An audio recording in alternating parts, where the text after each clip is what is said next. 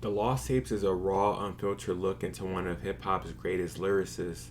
This project showcases Nas at his most candid and introspective moments, along with top tier storytelling. It's time to explore one of the most respected rappers' vaults and dig through the Lost Tapes. Since 1994, Nas has spent so much time building up an historic catalog. Now, with the recent release of the King Disease and Magic trilogy, it looks like Nas is on track to continue to dominate as he did in previous decades. Now, for the newer generation of Nas fans, with the internet being such a quick and easy way to access rappers' catalogs, with a quick search you may not find the Lost Tapes, as there seems to be a gap between the Godson album and the Streets Disciple album. That's because the way it's listed is technically a compilation album, but if you know anything about hip hop, a lot of albums were recorded over a period of years. Some of your favorite albums, like Get Rich or Die Trying, the Slim Shady LP, has songs from older recording sessions with newer music to complete an entire album. Nas said he usually works on songs to get a feel for being back in the studio. So there's also going to be times where songs leak or there were songs held to the side because he didn't feel like they were going to make the final cut for a particular album. There's also a ton of songs that he had where he just laid one verse on them. So if you think of the song Book of Rhymes on the Godson album, where they're just single verses, that's similar to what Nas would do when he would record songs, just laying down ideas. As these songs started to add up and add up and add up, that's when they thought it's time about thinking about doing a Lost Tapes officially. The beauty of the Lost Tapes is Nas had full control over the original versions of these songs. Hearing the songs how they intended to be is extremely important when you look at the way Biggie and Tupac's catalogs were handled after they passed. A lot of their songs were changed, songs that never were intended to come out were released, and the biggest part were the original beats were stripped from these songs, which totally changed the overall feel and the delivery of how these songs were intended to be heard. This isn't the first time a record label decided to release rare songs and B-sides. Ice Cube, groups like Cypress Hill and the Fugees all have compilation albums that drop right around the time they were dropping their studio albums. One of the major things that really spearheaded the release of the Lost Tapes was the success of the Stillmatic album, also the feud between Nas and Jay-Z at the time. Columbia Records decided to greenlight two additional albums. Nas had a remix album that released, and also the Lost Tapes in 2002. Columbia Records wasn't looking to just throw out a bunch of songs together just to release an album. They really wanted an album that would compete with any studio album at the time, even a Nas album. This had to sound just like a studio album that Nas would drop on any occasion.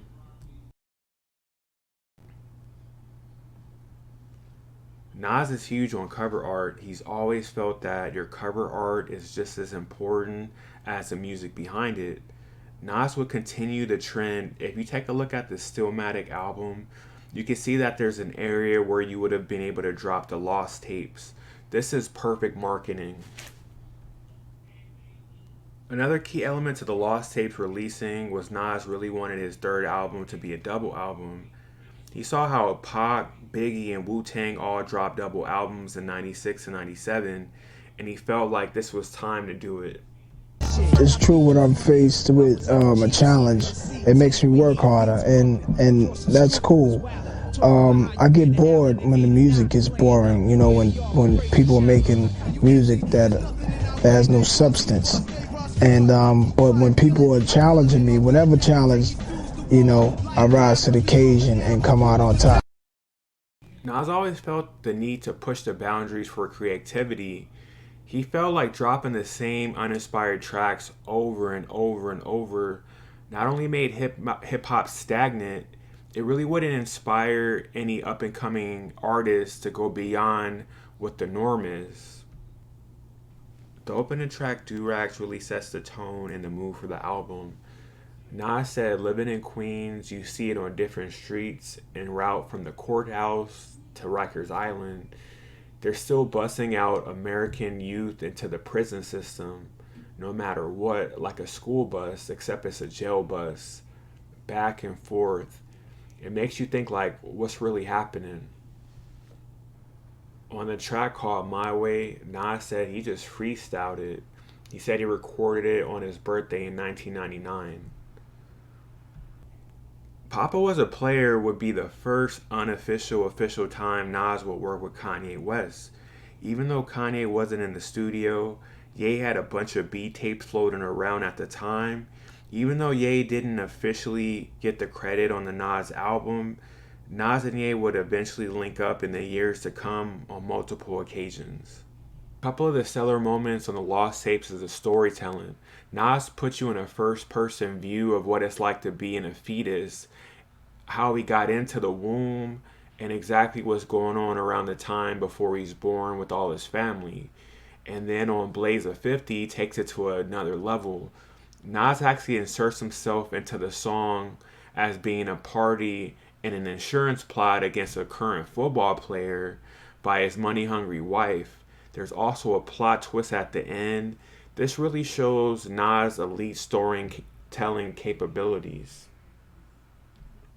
The one thing that really sets this album and puts it over the top is Nas' level of consciousness, introspection, and really digging into his personal thoughts of not only about himself, but at the world at large. You really get to see a lot of different things that Nas would touch on through the Black Zombie song. He just talks about the depiction of our people as dope dealers, gangsters, and women of the night. Then also, he talks about what goes on at the school. He says, give your kids bad grades and put them in dumber classes, killing Shorty's future. He's basically saying that our ancestors are turning in their grave at all the things that's going on. He also highlights, so if you study Egypt, you see the truth written by the masters. And then he finally breaks it down by saying, just envisioning of ownership. But what do we own? Not enough land, not enough homes, not enough banks to give my brother a loan. So what do we own? The skin on our backs. We run in, we ask for reparations, and then they hit us with tax. Nas will continue in the next verses. Ayo, we trapped in our own brains, F behind bars. We've already gone insane. They've already gave up. Cut our own heads off, stab our own backs and dream too much without fulfilling reality. Too greedy, can't have one or two chains, we need 3 of them. Can't have 1 or 2 guns without squeezing them on our own people. And then he says, we begged, we prayed, we petitioned and demonstrated just to make another generation of black zombies. And then he also says, you're scared to be yourself because you in a trance. Feel free, hear the music and dance. Who cares what they think? Why wear what they wear? Just be you.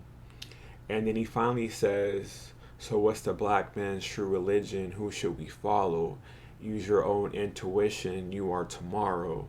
And then he finishes off by saying, control your own destiny. You are a genius. Nas would go on to say about the Black Zombie song, my thing on Black Zombies was, black men, find your identity. Who are we? What makes me messed up is when black people bleach their skin to the point where it destroys their skin. I understand it, but I think it's a mental poison to be ashamed of your blackness. Do whatever you wish to do with your body, but it's also a shame if you hate yourself. Nas will release the second version of Lost Tapes in July of 2019. He's also hinted at there possibly being a Lost Tapes 3 and a Lost Tapes 4. We're definitely hoping we get songs like Good Morning, Deja Vu, and then Time with AZ and Nature. Is there a record or a verse or a collaboration that you did that just didn't come out, that's somewhere in somebody's drive, that it's just... There gotta be, I want to say Sony, in the Sony vaults, there has to be at least 2 albums. stuff produced by Havoc. Wow. A whole bunch of guys. It has to be at least 2 albums with raw stuff. Maybe 3. Maybe 3 albums. Cause 2, nah. It gotta be at least in them Sony vaults. It has to be. Cause I stayed in the studio, I recorded records. They was hard, they was different, you know. It was just about rhyming and saying stuff that people were scared to say. You know, the more gross stuff you say, the more crazy the stuff you say back then was in. But I didn't let it out. It was just stuff that was too crazy. And a lot of street stuff too. And a lot of experimentation just with topics and stuff. I think about those records time to time. Every once in a while, one of them come to my head and I wish I could remember it. But I don't know who else got records, but Sony got some. That means we get more lost tapes, or you gonna keep that lost? I'm gonna keep it lost.